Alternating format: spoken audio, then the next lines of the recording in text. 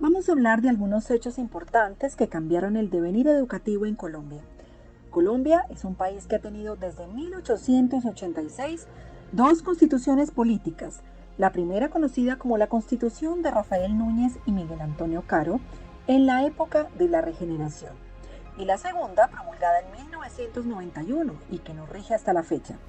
Nadie puede negar que la educación ha avanzado en los últimos 137 años, durante los cuales Colombia ha tenido 36 presidentes de la República. Hablemos entonces de la Constitución Política de 1886. En su artículo 41 se indicaba que la educación pública sería organizada y dirigida en concordancia con la religión católica y que la instrucción primaria debería ser costeada con fondos públicos, que sería gratuita, pero no obligatoria. Dicha constitución además tenía como preámbulo el nombre de Dios como fuente suprema de toda autoridad, en sintonía con la profunda influencia de la religión católica en todos los aspectos de la vida colombiana de aquel entonces. En medio de esta influencia, los personajes más importantes eran el alcalde, el comandante de policía y el sacerdote. La educación estaba liderada por órdenes religiosas, tales como los jesuitas y las hermanas de la caridad. Lo anterior era natural, dado que desde el periodo de la conquista y la colonia, la Iglesia Católica sostenía una fuerte relación con el reino español, que se mantuvo tras la independencia y el posterior surgimiento de los países en América Latina. En 1887, un año después de suscribir la Constitución Política de la época, se firmó el Concordato, que era un tratado que delimitaba las relaciones entre la Iglesia Católica y el Estado colombiano. Fue negociado entre el presidente Rafael Núñez y el Papa León XIII, con el objeto, entre otros, de dejar atrás los conflictos entre ambos actores, generados por los movimientos de laicismo, liderados por personajes como Tomás Cipriano de Mosquera, quien expulsó a los jesuitas de Colombia. De hecho, ese concordato le dio a la Iglesia Católica control de la educación pública de acuerdo a sus principios. Claramente, dicho tratado reflejaba el espíritu de la Constitución de 1886. Un poco más adelante en el tiempo se emitió la Ley General de la Educación de 1892, la cual sentó las bases de la organización y el funcionamiento de la educación pública en Colombia. Esta ley definió como obligatoria y gratuita la educación primaria, y siendo un poco más usada que la Constitución y el Concordato, abrió la puerta a la libertad de enseñanza y el respeto a la diversidad religiosa.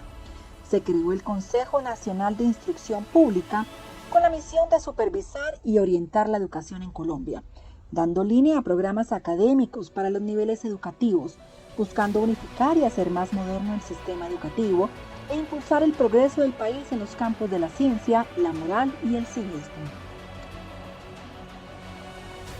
Años después, en Colombia se libró la Guerra de los 1000 días, que dividió al país bajo el gobierno del presidente José Manuel Marroquín, considerado como un pésimo gobernante, según algunos historiadores. Bajo su administración, ocupada en los asuntos de la guerra civil, el país perdió el Istmo de Panamá, fracturando la unidad nacional.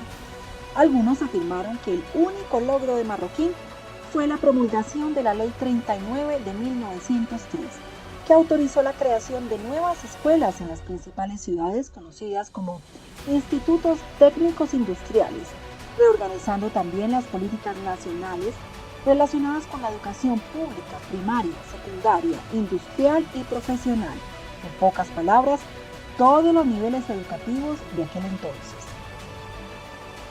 Hubo un momento importante en la historia de la reforma de la educación, que fue la misión pedagógica alemana de 1924, que hizo recomendaciones de cambio al modelo educativo impuesto desde la época de Rafael Núñez y la hegemonía conservadora, además de la influencia de la Iglesia sobre la educación. Naturalmente, esas recomendaciones no se tomaron en cuenta completamente, por ser contrarias a la doctrina impuesta por las ideas de entonces. Avanzamos a los años 30 y particularmente a la administración del presidente de la República, Enrique Olaya Herrera, y luego a la de Alfonso López Pumarejo. Luego de la terminación del conflicto amazónico con el Perú, López Pumarejo crea mediante la Ley 39 de 1936 la Escuela Normal Superior y sus institutos anexos, tomando las ideas del sabio José Francisco Socarrás, psiquiatra y escritor, es decir, una nueva idea para educar a los educadores. La antropóloga Aura Lisset Reyes indicó en su documento Educando al Educador, el caso de la Escuela Normal Superior, que el papel del educador en Colombia tuvo un importante espacio en los gobiernos liberales de los años 30 y 40.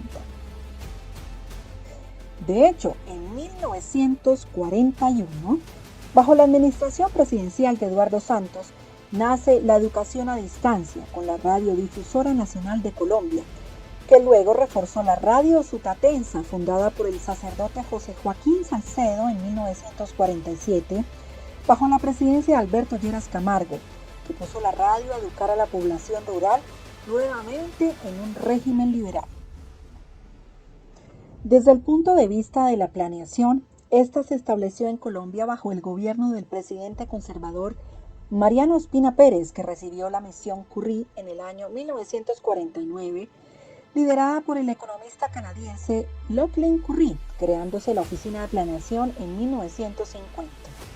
En 1957 se otorga a la mujer el derecho a votar y nace el Servicio Nacional de Aprendizaje SENA, bajo el gobierno del general Gustavo Rojas Pinilla, que nombró a la primera mujer en el Ministerio de Educación, Josefina Valencia Muñoz, cuando se creó el Plan Quinquenal de Educación.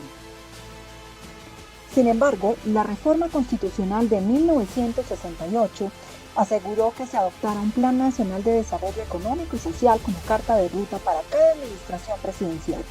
Lo anterior decantó en la creación del Departamento Nacional de Planeación en 1968, como lo conocemos hoy en día. El primer Plan Nacional de Desarrollo lo presentó el presidente Alberto Lleras Camargo. Ya entrada la década de los 70, el presidente Misael Pastrana Borrero habló de un Plan Nacional de Desarrollo con enfoque en crecimiento, pero fue Alfonso López Miquelsen quien potenció el presupuesto para la educación dentro de la ola de la educación universal como camino para alcanzar el progreso, enmarcado en un sistema educativo centralizado monocurricular. Esta coyuntura de final de los años 70 y 90 se enmarcó en una Colombia que sufrió el crecimiento del flagelo del narcotráfico, que permeó las más profundas fibras de la sociedad del país. No solamente el país sufrió el conflicto con los grupos guerrilleros de entonces, sino que empezó la influencia de los carteles con los cuales el Estado colombiano sostuvo una guerra sin cuartel. Al final de los años 80, en el gobierno del presidente Vigilio Barco Vargas, se logró una negociación de paz con el movimiento guerrillero M-19 el 9 de marzo de 1990, que abrió la puerta junto con varios movimientos estudiantiles y acuerdos de los políticos tradicionales de entonces, a que en el año de 1991 naciera una nueva constitución política a partir de una Asamblea Nacional Constituyente. En dicha asamblea, personas de múltiples procedencias e ideologías redactaron una carta magna para un Estado laico, y donde la palabra educación ya no se mencionaba 2 veces, sino 22, y ya pasó a ser considerada como un derecho fundamental para niños, jóvenes y adultos. En su artículo 67 se considera a la educación como un derecho de la persona y un servicio público que tiene una función social. Con ella se busca el acceso al conocimiento, a la ciencia, a la técnica y a los demás bienes y valores de la cultura, formando al colombiano en el respeto a los derechos humanos, a la paz y a la democracia. Con la Constitución hubo un enfoque más integral de la educación, teniendo como eje al ser humano.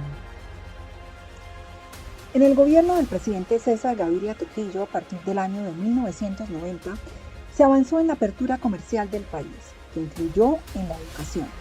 Se propuso una descentralización, nuevos créditos y el establecimiento de un sistema nacional de calidad de la educación con pruebas a los estudiantes, pero con un Estado eficiente. Se le asignó también al Estado la labor de la inspección y vigilancia. En 1994 se expide la Ley General de Educación o Ley 115, que obliga al Estado a prestar servicios educativos de calidad que garanticen el máximo logro de aprendizaje de los educandos, garantizando la autonomía de las instituciones de educación superior.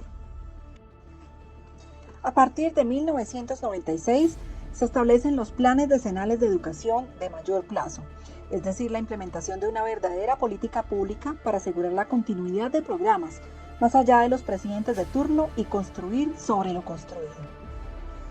Nadie puede negar entonces que la educación es un eje fundamental de la actual Constitución Política de 1991, vigente hasta hoy. Es una estrategia integral del Estado capaz de generar cambios sociales y económicos, es decir, un motor del progreso real y tangible. Sin embargo, como se ha enumerado, la fórmula de los partidos liberales de una educación laica se puede ver como una receta aplicada desde los años 30 hasta nuestros días. Olaya Herrera, Alfonso López, Alberto Lleras, Ernesto Samper, entre otros, han aplicado políticas similares y todas enmarcadas en situaciones de conflicto interno o internacional. Los planes de desarrollo sectorial son estratégicos, razón por la cual se piensan desde el Estado y en este sentido para generar acciones a largo plazo en la solución de un problema. El plan de desarrollo estratégico más importante es el Plan Decenal de Educación. Así, en el año 2010 al 2014 se crea un plan sectorial, mientras que en el año 2016 al 2026 se crea un Plan Nacional Decenal de Educación. En el año 2013, a través de la Ley 1618, se crea el Sistema Nacional de Convivencia Escolar para prevenir casos de matoneo y acoso escolar por cualquier razón emocional, personal, económica o cultural de un estudiante al interior de su institución educativa, y se reconoce que el matoneo puede ser de doble vía. En el año 2013, a través de la Ley 1618, se crea el Sistema Nacional de Convivencia Escolar para prevenir casos de matoneo y acoso escolar por cualquier razón emocional, personal, económica o cultural de un estudiante al interior de su institución educativa, y se reconoce que el matoneo puede ser de doble vía. A nivel macro surgen los documentos COMPES, promulgados por el Consejo Nacional de Política Social como la máxima entidad rectora de planeación del país, incluyendo temas como la educación.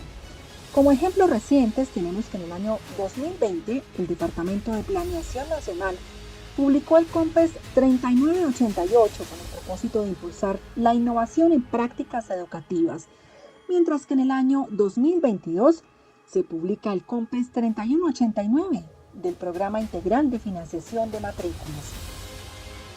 Con el paso del tiempo, los planes nacionales de desarrollo fueron ganando madurez en la lucha contra la corrupción y la coordinación interinstitucional de mecanismos nacionales e internacionales bajo enfoques de diferenciación, integralidad, diversidad, coordinación y participación, como se plasma en el Plan Nacional de Desarrollo 2018-2022, Pacto por Colombia, Pacto por la Equidad del presidente Iván Duque.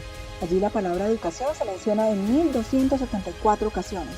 Se destacan los pactos por la ciencia, la tecnología y la innovación, donde se apuesta por la construcción del conocimiento, fomentando la investigación, el desarrollo, la innovación y el emprendimiento, así como el desarrollo de las industrias creativas. El Plan Nacional de Desarrollo vigente 2022-2026, Colombia Potencia Mundial de la Vida, hace hincapié en el fortalecimiento de la educación superior para llegar a una sociedad en paz y basada en el conocimiento, dentro del pilar de seguridad humana y justicia social, el cual fue construido a partir de diálogos regionales vinculantes con las comunidades de todo el país. Son entonces 137 años de historia republicana, donde los colombianos han caminado juntos la ruta de la educación bajo el ritmo de las tendencias mundiales. Hay que seguir construyendo sobre lo construido para asegurar el progreso a largo plazo y lograr que toda la ciudadanía avance en sus metas de desarrollo y conocimiento. Colombia tiene el gran reto de plantear políticas que sean afectadas por los hechos de orden público y promulgarlas con un carácter reactivo, o plantear políticas que ataquen las raíces de las problemáticas educativas y que permitan plantear a la educación como un eje fundamental del desarrollo del país, con estrategias de largo plazo y metas cumplibles. ¿Seremos capaces de enfrentarlo?